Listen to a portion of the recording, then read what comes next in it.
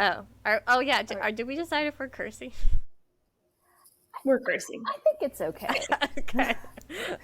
Just to sprinkle it in there. All right, are you guys ready? Yes. Deep breath. Welcome to the Moms for Social Justice podcast, where we talk about how you can make your community a more awesome place. It's our first episode, and in this one, Mari, Taylor, and I discuss imposter syndrome, how it affects our work, and how it can manifest itself in lots of different ways, like running for local office. We hope you enjoy this episode.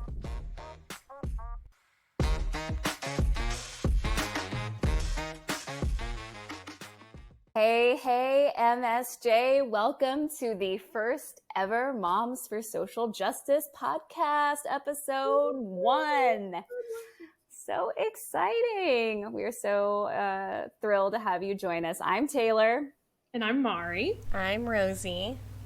And we are the Moms for Social Justice. We are a progressive grassroots organization encouraging parents to fight for social change in their own backyard, because we know that's where we can make the most change and the most impact, right? For sure. It's easy to get overwhelmed with what's going on at a state and federal level, and we know that we do, but we know we can make real substantive change in our own communities. And that's what we're trying to do in our community, and we'd like to encourage you to do that in your own. Absolutely. Yeah. Yeah. Local government matters.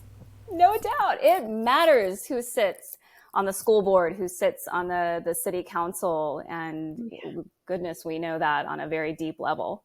So how are you guys feeling? Are you nervous, excited that we're finally starting this podcast that we have been talking about for years?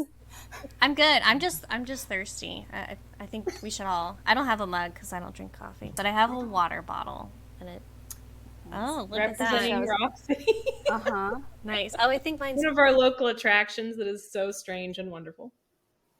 Listen, Rock City is a magical place that everyone should try to visit at least once in their lives. Honestly, I think all of our tourist traps are strange and wonderful. Yes, agreed. The 3 tourist traps of Chattanooga: Rock City, Ruby Falls, and the Incline.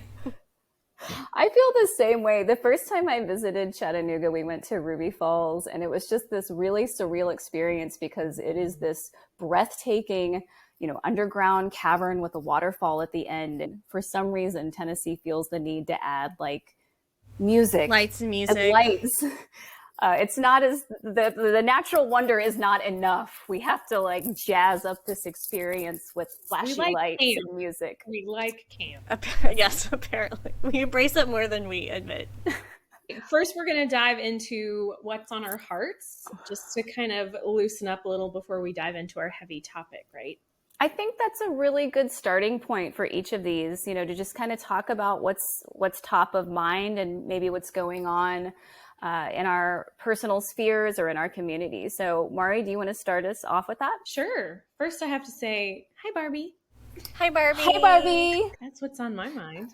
I'm sure it's on lots of people's minds because we can't escape the hot pink. But yeah, I've enjoyed listening and watching the discourse about the Barbie movie. I had a great time watching it with a close friend, and then also watching it with my mom and my daughter, and kind of seeing how it affected each generation differently and how our relationship to Barbie has changed over the years. So I'm loving hearing all of the feminist talk around it, and also loving hearing mediocre white men up in their angry feelings about it.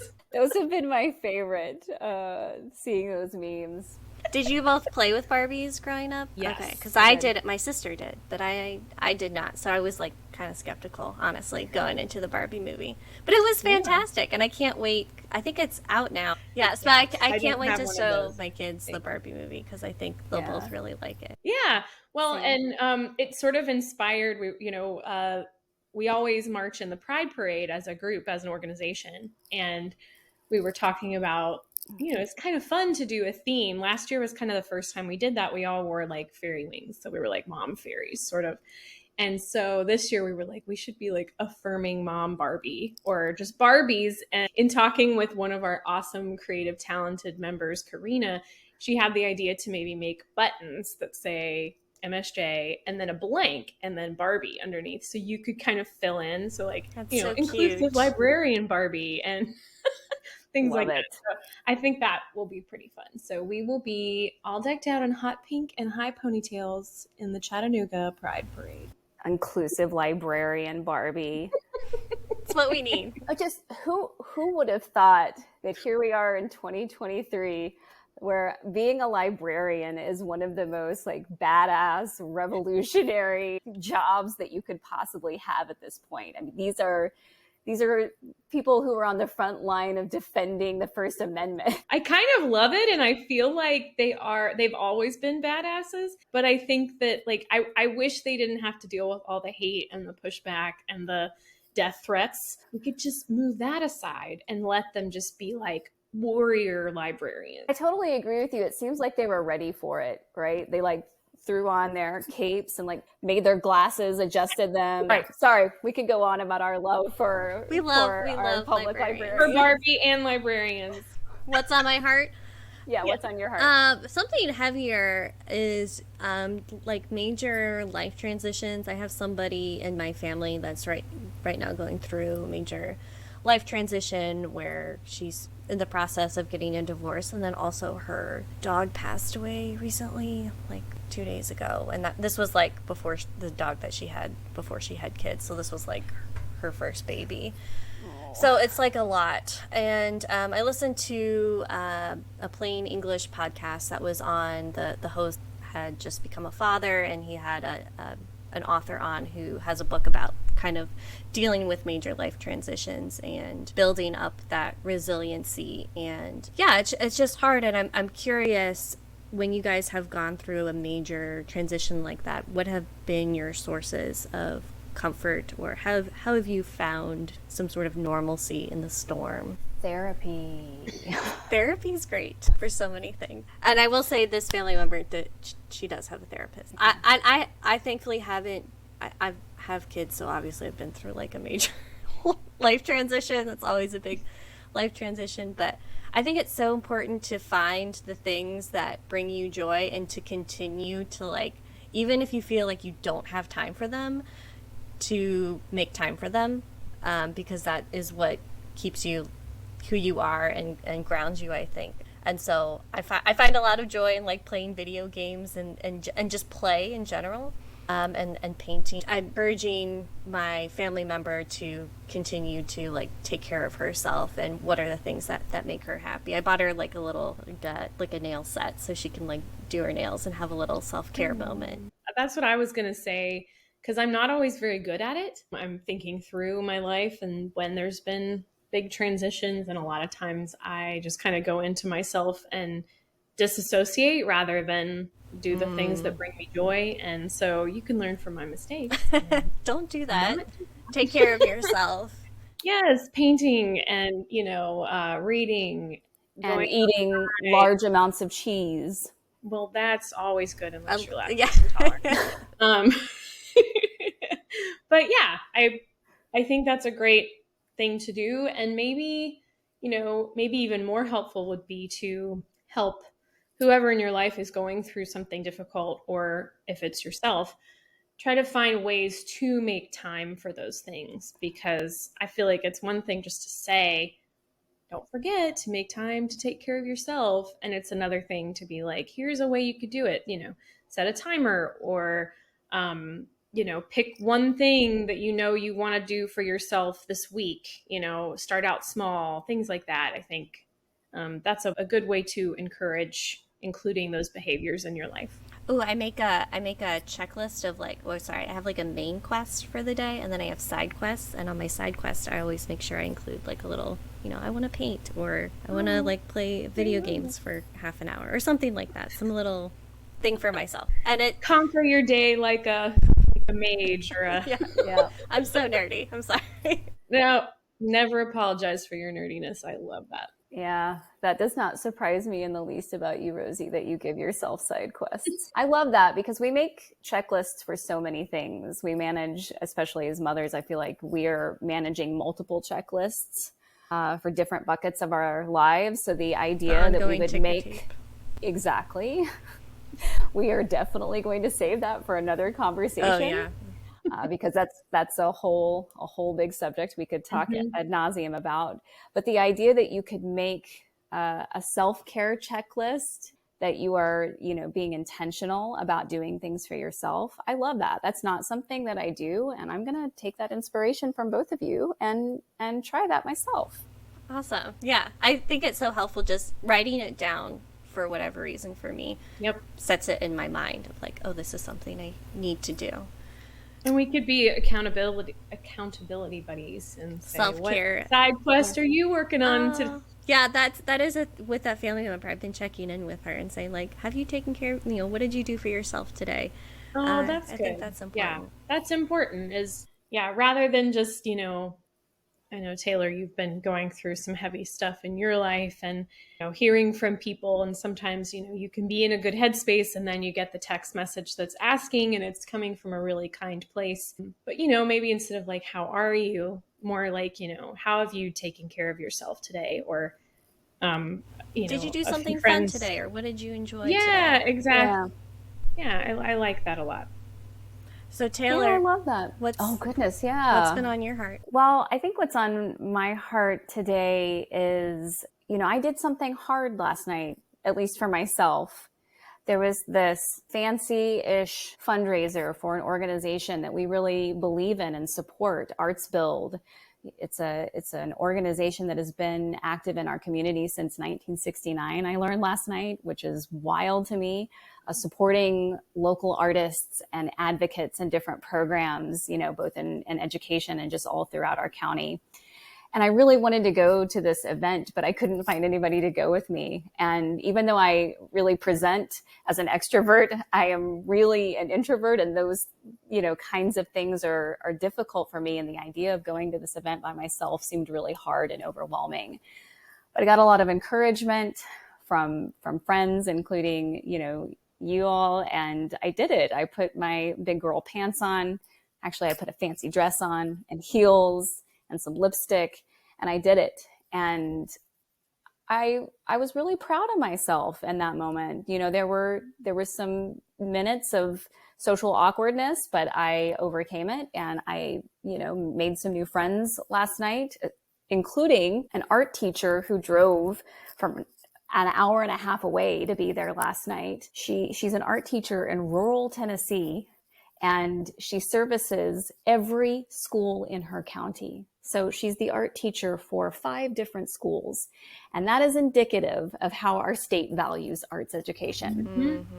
And that's what last night was all about, how important supporting the arts is to the overall health and how our communities thrive.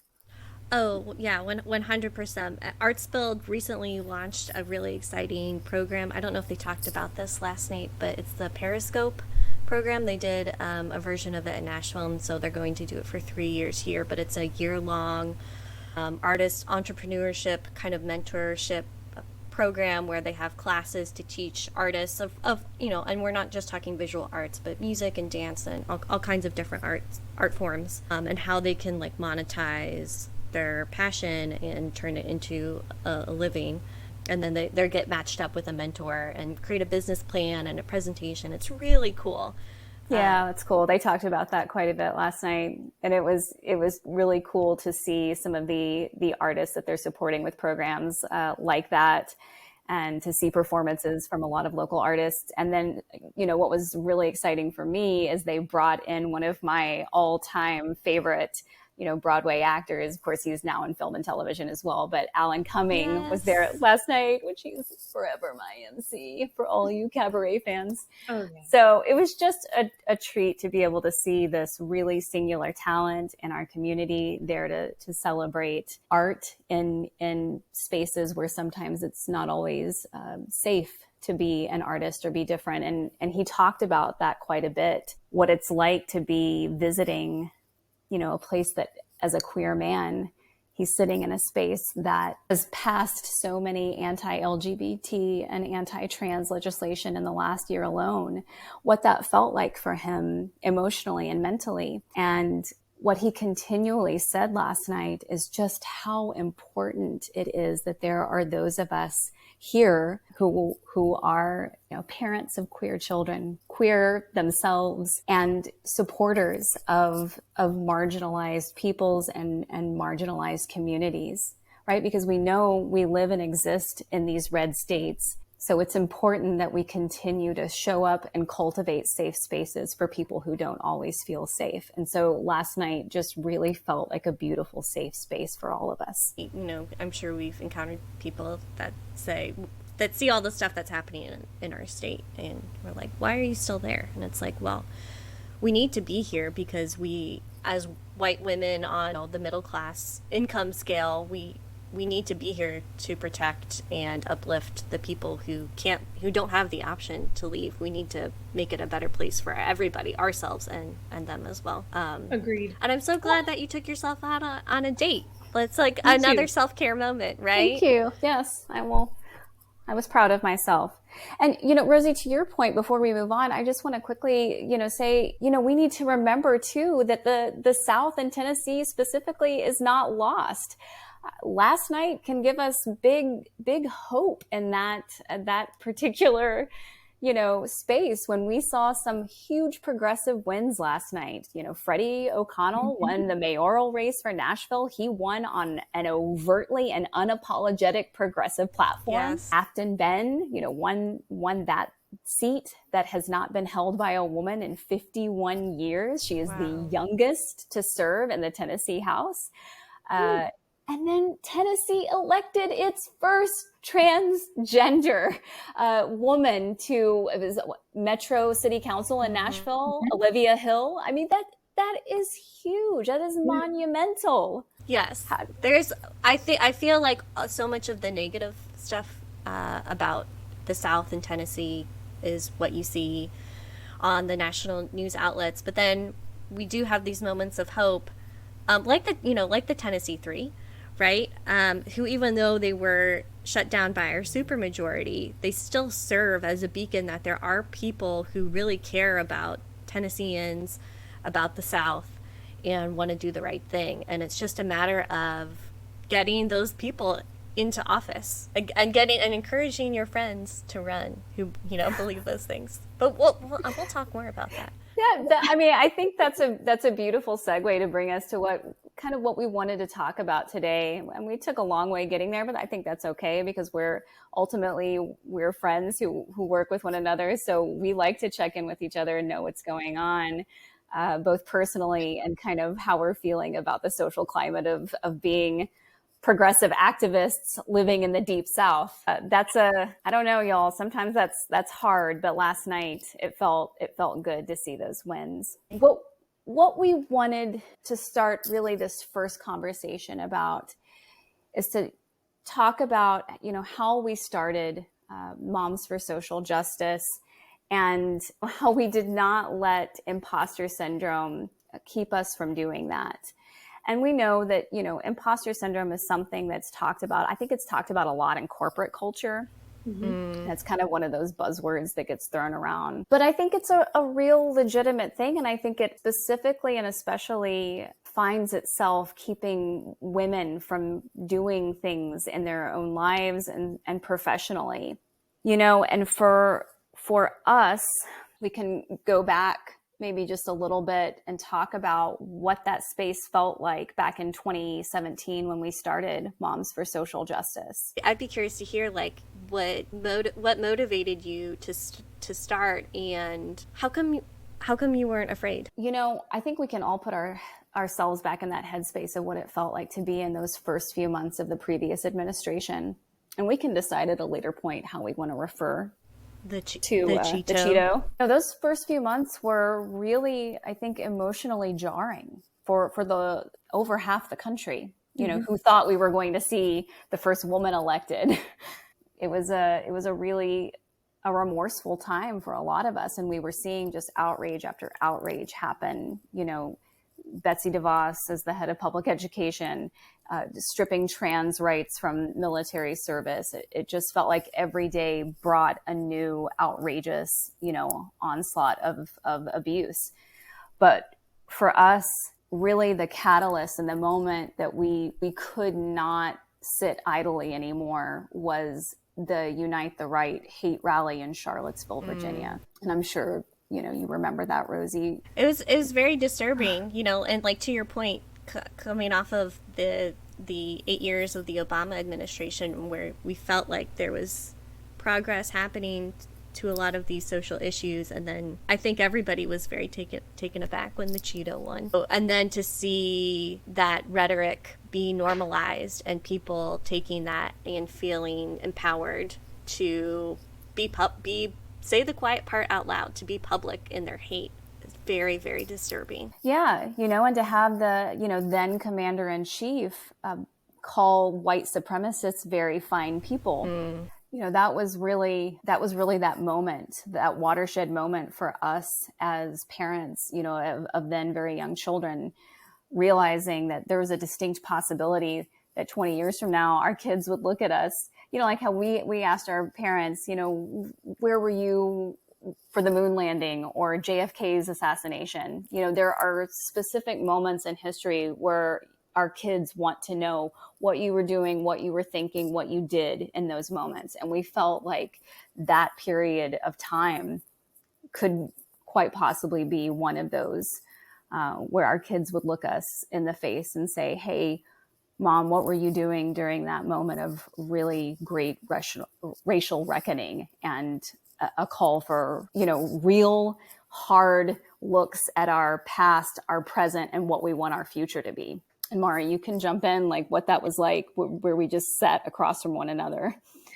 So what started as a conversation in a messenger thread, where most good conversations start, about how we felt as moms, it became something more. We decided we needed to do something, like actually not just on the internet. We needed to do something in our community.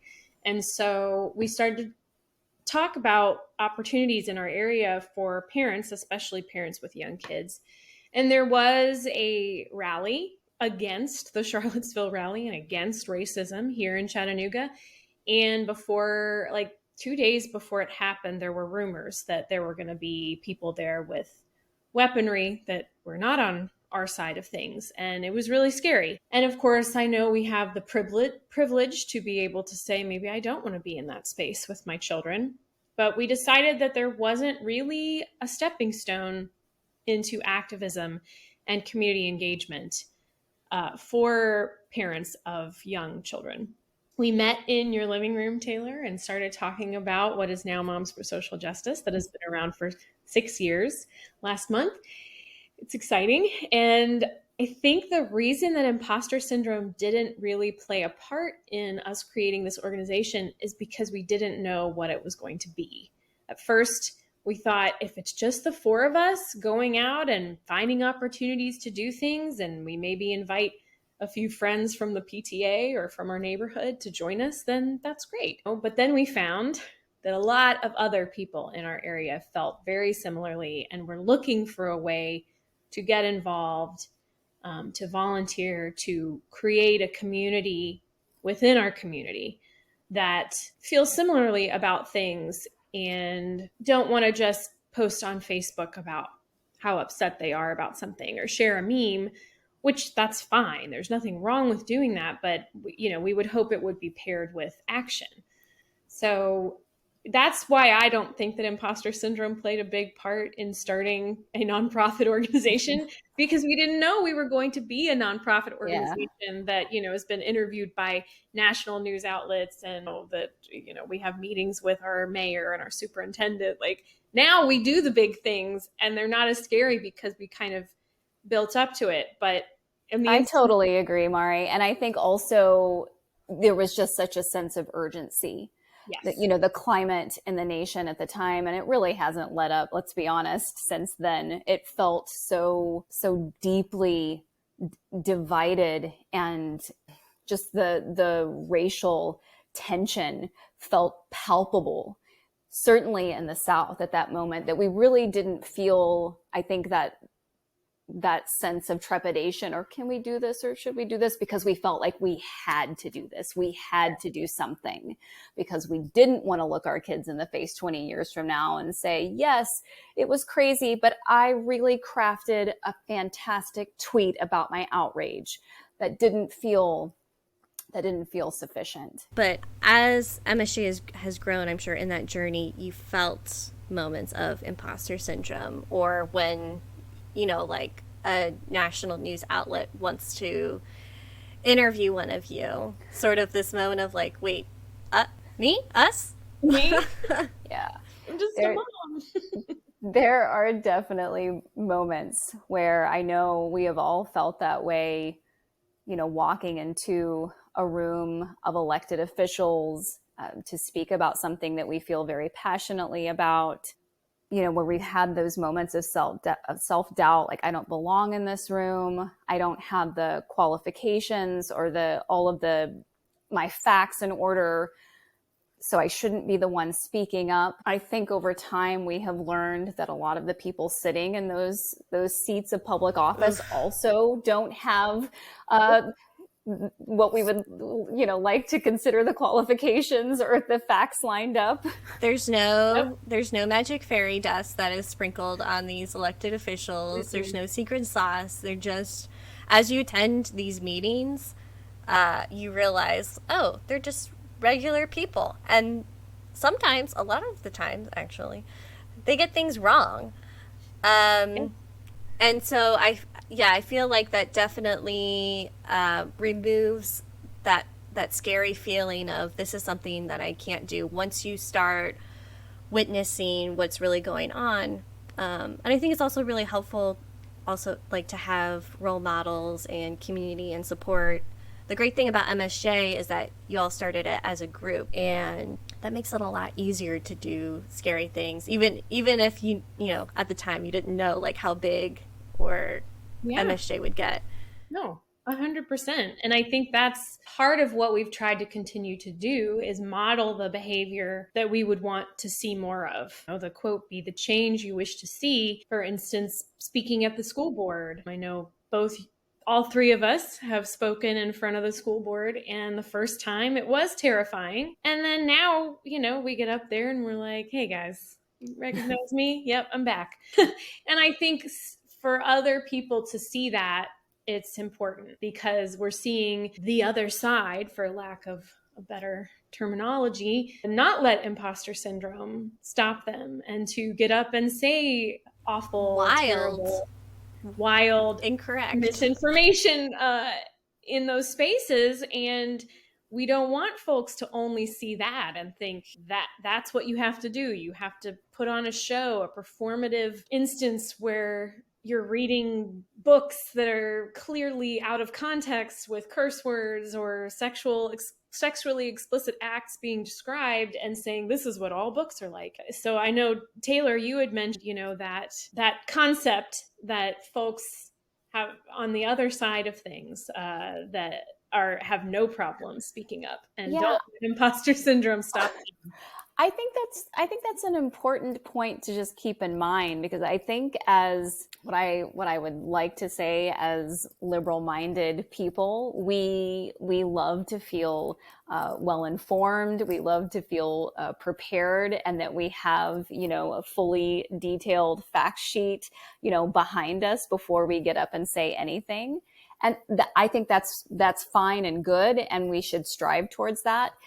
But to your point, Mari, the other side has no issue getting up and spreading very confidently misinformation, wild accusations, and medical degrees from YouTube, and education degrees from YouTube. If they're not going to let imposter syndrome stop them from getting up and speaking loudly their perspective and point of view, then we shouldn't either.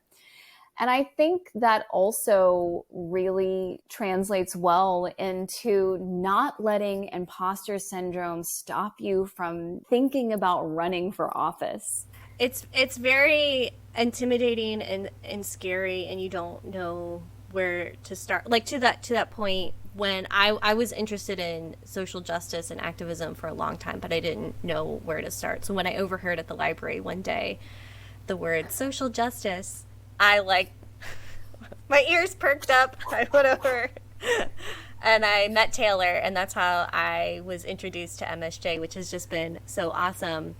And it's really... Imagine meeting liberals in the public library. Don't go there. It's a scary space.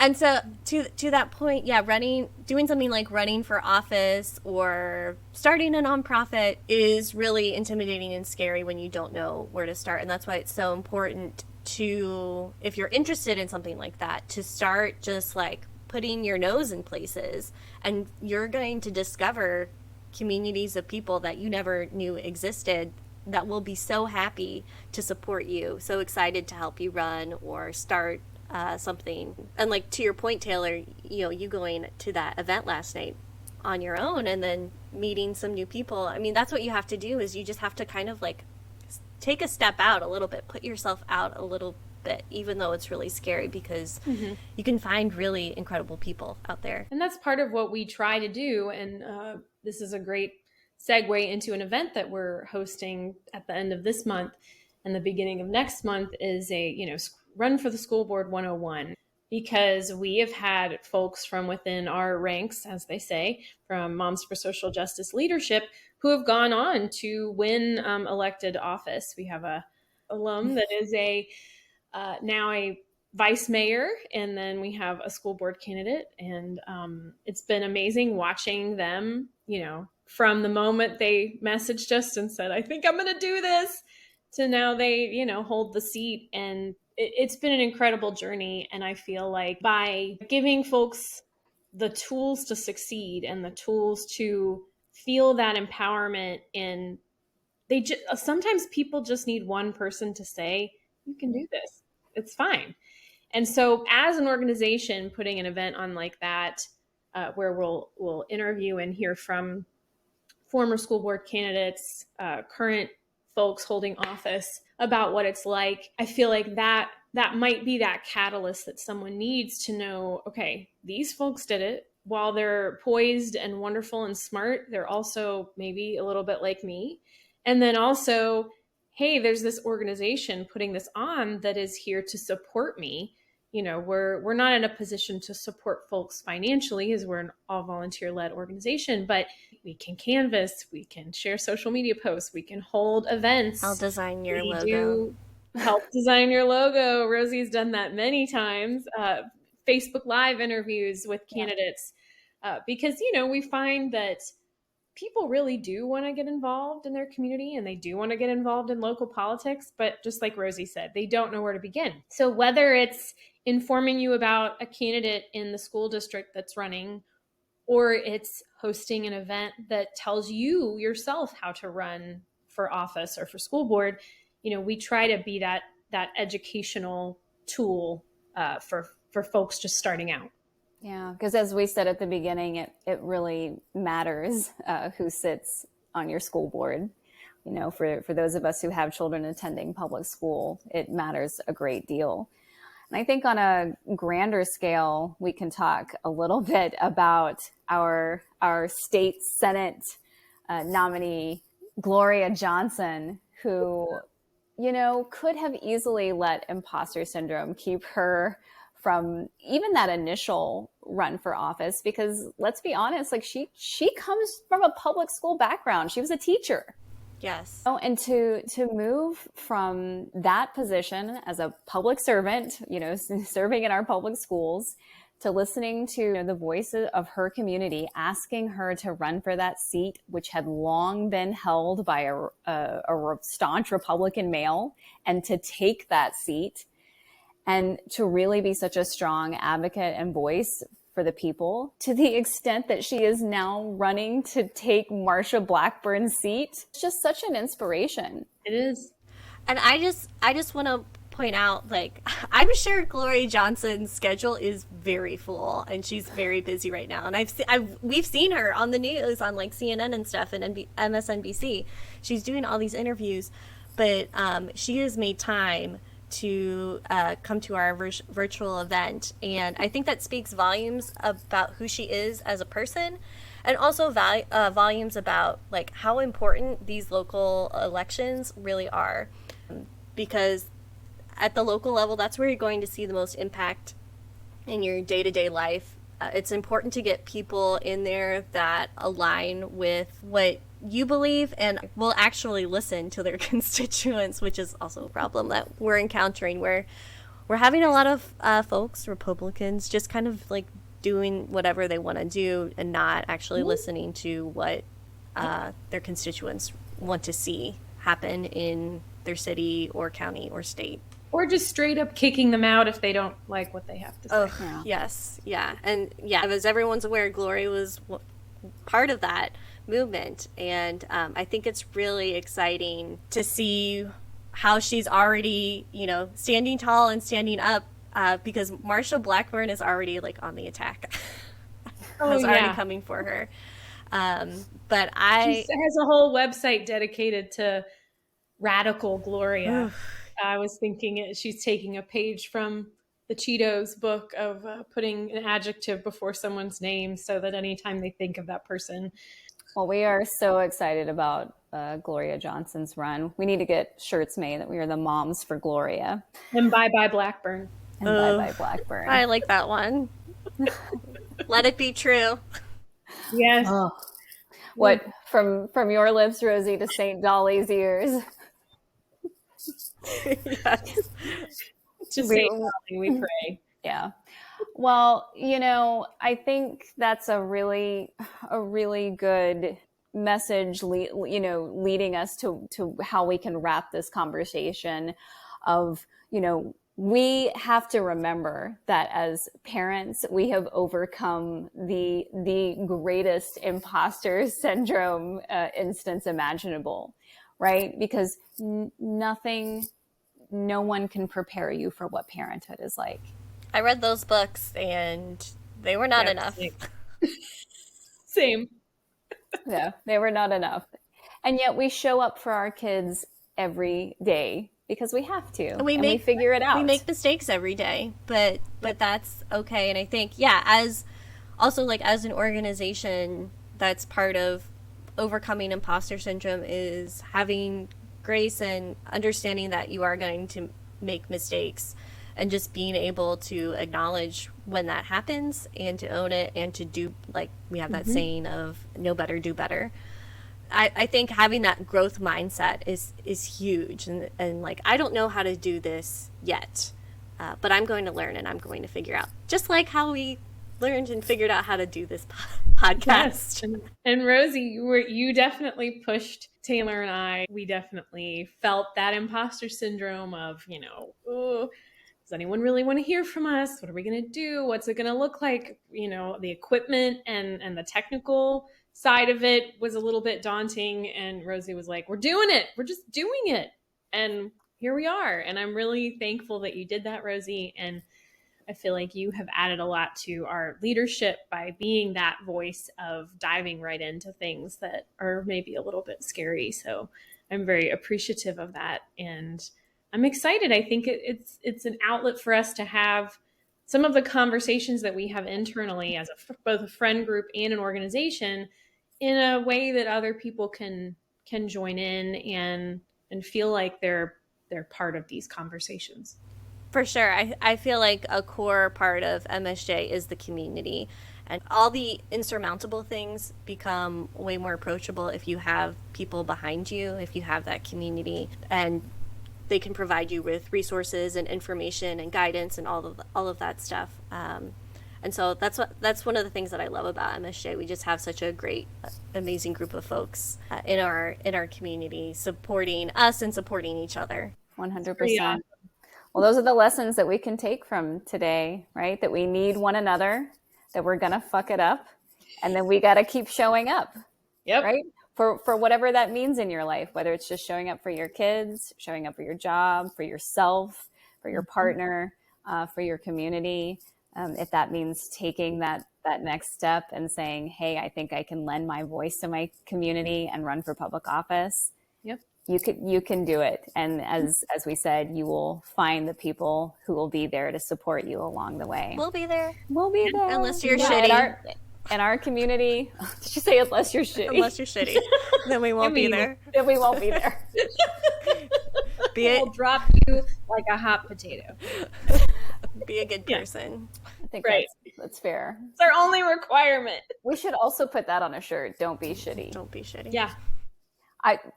Apparently our podcast is just going to be a bunch of suggestions of what we should have on shirts. I have one of our MSJ shirts on today. It's very cute. By Rosie Fitzgerald. I did a great job. And I have to show you, it has a bunch of, you can't see it, the leading ladies in history. Yes. It has a bunch of different feminists from different, demographics and times. Yes. It's very cool. All right, y'all. Well, I think we have talked for quite a while, but I've enjoyed this conversation, and I am excited that we have finished our very first episode of the Moms for Social Justice podcast. Yes. Where we will be talking about all manners of social justice and parenting and being a liberal in the South. If you have any suggestions for future topics or comments or questions, like, we're on all of the things: Facebook, Instagram, that the bird that turned into the X, TikTok.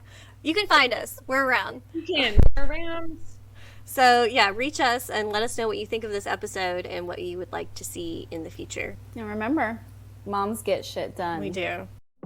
Thanks for listening to the first Moms for Social Justice podcast. We hope you enjoyed it. I know technically we're not quite there yet, but we're going to get there. It's okay. It's a process. That's what this whole episode was about, right? We weren't going to let some of the stuff that we were worried about impede doing the damn thing. So we did it. Please give us feedback and let us know what you would like to hear in future episodes, or if there are community heroes you would like us to interview. I just want to mention that we are a 501c4 and we are an entirely volunteer-run organization. If you would like to donate to us, it would mean the world to us. It just enables us to do things like this and also to support community events and keep those events free or low cost. You can find the donation link on our website, momsforsocialjustice.us. And can't wait to hear your feedback, and we'll see you again in a couple weeks for the next episode. Bye!